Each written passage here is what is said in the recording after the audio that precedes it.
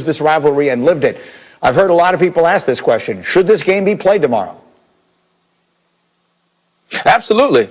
If the protocols are followed, if the NFL and the Baltimore Ravens, Pittsburgh Steelers can ensure that no one else will be put in further risk of contracting COVID-19, then you absolutely should play the game, because that's 2020.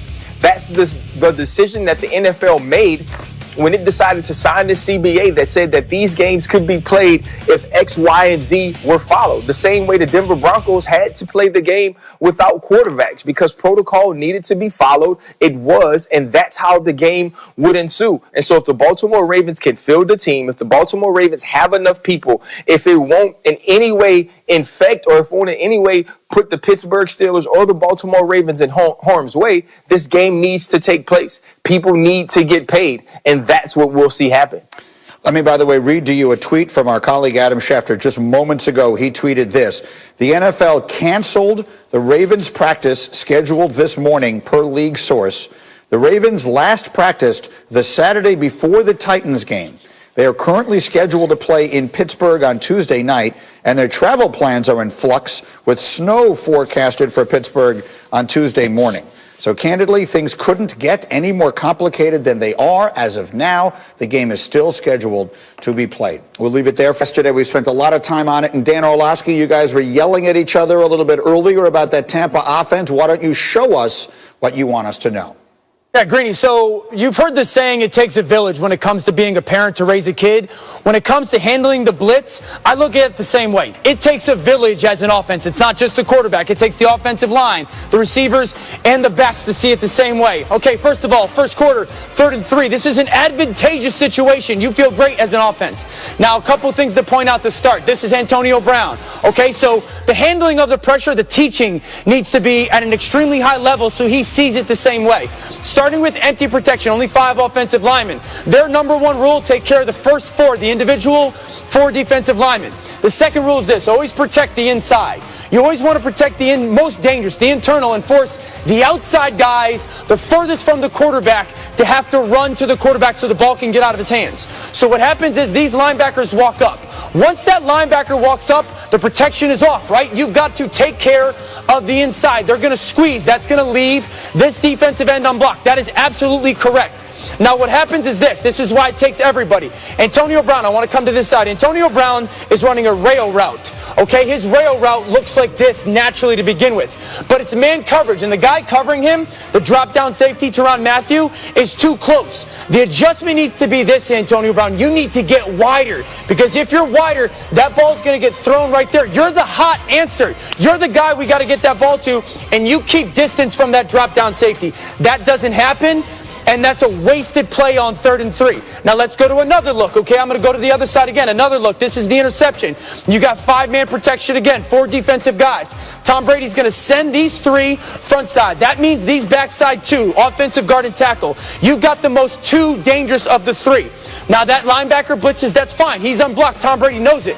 Let's bring our vision to that safety. Mike Evans as a slot receiver. If that safety comes down, you should go to the flat right now. Easy option. If that safety hangs high in a too-high shell, look at the soft spot. You should be picking and popping right here into that soft area. That's what Tom Brady's expecting. All that vacated space, because this linebacker is actually dropping out. But Mike Evans runs that slant. There's a very muddy picture right here. This ball is going to pop off that defensive tackle's head. Ball goes in the air. Interception. Listen, it takes everybody to handle pressure. Tom Brady in the last 3 years in the NFL led the league in touchdowns against blitz. 26 touchdown passes. This year, handling pressure, he's got 0 touchdowns and 5 picks. Everybody in that offense, including the plan, needs to be better.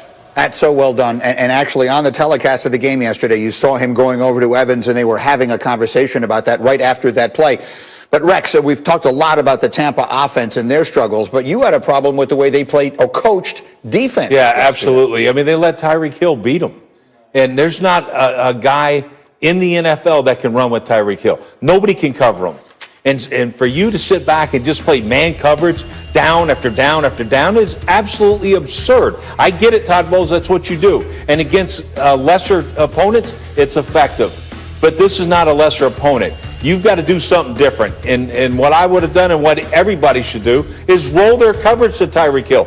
Roll your zone coverage to him. If you're going to play man, you better have a safety on top. So to me, it was I really had a problem with their defensive plan. Well, I've got a safety on top, and that's Ryan Clark. And so, RC, look, I mean, let's give them their due. The Chiefs, I think we almost take them for granted. They're so spectacular. They put up one of the biggest days we've ever seen yesterday, and we're yelling at each other over Tampa all morning long, which is what do you want to say today about what we saw from Mahomes and Tyreek Hill and all those guys? But isn't that what happens, though, Greeny? You know, like we're yelling about Tom Brady because we understood what they were standing across the field from. We understood what was on the other sideline. And the reason Tom Brady has on his soccer dad hat and has his grandma hand on his hip when he's talking to Mike Evans is because he understands that they need to score points. And that's the type of pressure that Patrick Mahomes and Eric Bieniemy and Andy Reid put on you, especially in these big games. They understand the moments. They rise to the occasion and they play their best ball when it's most needed. And we saw that from the beginning of the game yesterday, and it finished with Patrick Mahomes making the plays he needed late to get his team to the kneel down. Yeah, so Dan Orlovsky, at this point, does Patrick, oh, you know what, we'll get to that in a minute, because the question is Patrick Mahomes the MVP of the league right this minute? Or is it Aaron Rodgers? Let's take a look at how it finished up the Sunday in the National Football League with Rodgers at home against the team that he dominates, the Chicago Bears at Lambeau Field. First Packers drive. Rex, look at the time Rodgers has. Oh, my gosh. Greeny, this is not exactly the 85 Bears rushing the passer. Rodgers finding Devontae Adams. It's 6-0 after they missed the extra point. Then we're coming down the other way, and Dan, it's Mercedes Lewis. Call. Mercedes Lewis just blocks for 1 second, gets the defense to commit to the run, and then sheds his block for an easy touchdown. And then this is just great confusion. You snap the ball with the motion. Lazard becomes uncovered. It's a great job by Rodgers kind of fading in that pocket, finding him uncovered middle of the end zone. Another touchdown for Green Bay. Packers leading at 20-3. Meanwhile, Mitchell Trubisky getting his first start since week 3. Here's 3rd and 17. And okay, that's not what we had in mind. Preston Smith, scoop, score. Trubisky not happy. No one in Chicago happy. 27-3 Green Bay before the half. It's 27-10 in the third quarter. And Trubisky, Dan, throws this one into a team meeting. Yeah, don't assume what's going to happen after the snap. The safety dropped down. The in route's wide open. He just predetermined I was going to throw that ball no matter what. Equals the pick, and I love the Packers come out aggressive. Play action fake, you lean the tight end on the corner route, cross the safety's fade across the field for a touchdown. A great route by Tunyon. Awesome play call. Beautiful throw by Aaron Rodgers. Rodgers goes over 50,000 passing yards, not in this game, but for his career. Threw 4 touchdowns on the night, and the Packers wind up winning it by a score of 41-25. I'll steal that one from our friend Kenny Mayne. Not in this game. That would be a record. Okay, so same question that I had for you before, RC. What do we say about these Packers? Like, it does feel when they are cooking, and you know a little bit about facing Aaron Rodgers in the biggest of games. When they are cooking, that offense still looks awfully good. What do you see from them right this minute?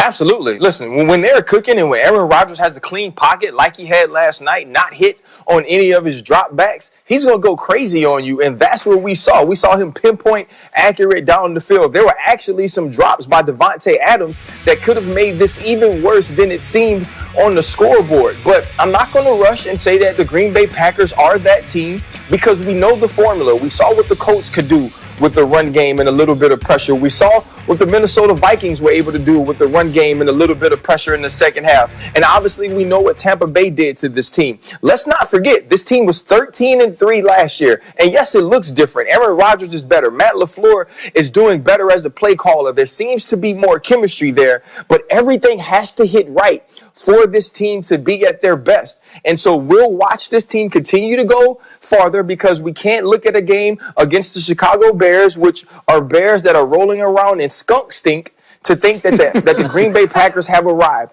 Let's watch this happen throughout the end of the season. Let's see if they can start to stop the run because that's what it's going to take for this team to be as good as they can possibly be. Well, on the other side, Dan, I mean, the Green Bay Packers, as RC just said, are a defense we've seen give up a lot this year. And so now back comes Trubisky. What did you see from the Chicago quarterback? I mean, he looked like a guy that hadn't played in a long time. He also looked like a guy that was out there trying to prove I should have never been sat and I should have continued to be our starting quarterback. Listen, this needs a complete reboot. I've been somebody that, said are they using Mitchell Trubisky the right way or the best way? And I still don't think they are. But at some point, Mitchell Trubisky needs to understand and valuing the football is paramount. He's got to throw the ball much better. And so this has been a failure when it comes to the draft pick. I think it's going to cost Matt Nagy his job, potentially their general manager, Ryan Pace, and Mitchell Trubisky probably a new home. And so then, Rex, that's the offensive side of the ball. How about the defense? The Bears are supposed to be one of the best defenses in the NFL. Yeah, I mean, that's what blows me away. And if they were, they would have responded a lot differently yesterday.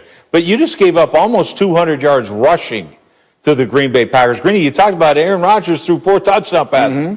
And you gave up 200 yards rushing. Like, this is amazing. And that's why, you know, I'm not surprised that Dan's saying that maybe Nagy gets the boot after this. But here's the thing that I am shocked with about this game. The Bears averaged 7 yards a carry. They're not even averaging 2.7 a carry for the year, but they actually averaged 7